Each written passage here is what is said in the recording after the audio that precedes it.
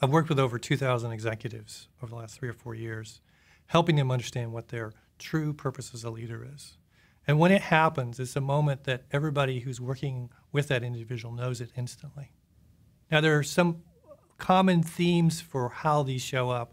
One of the places we look for it is in early childhood experiences, things that we really had a lot of passion about before the world showed up telling us what we should or shouldn't like. It's that little boy or little girl and that spark.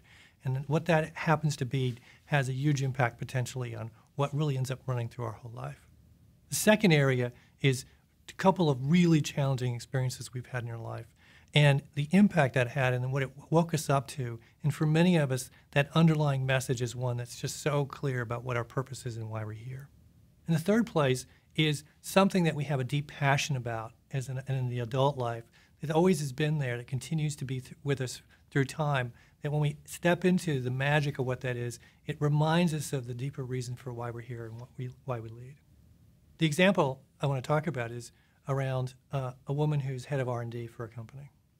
Her journey and her example is that of being a young child.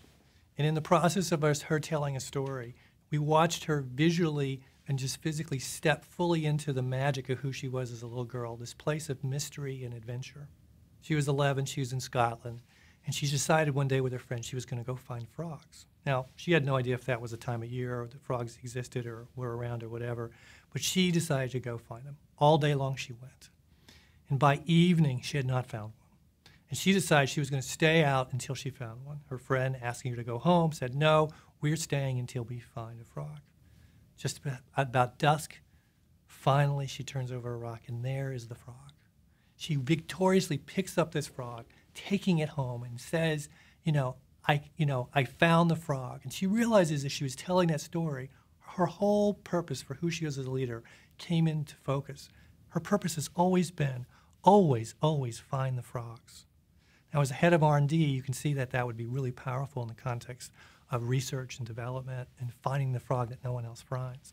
Now, what this means is that for many of us, and the opportunity is to look back at some of those stories, those things that really resonate with us in that moment where we just felt so energized as a kid.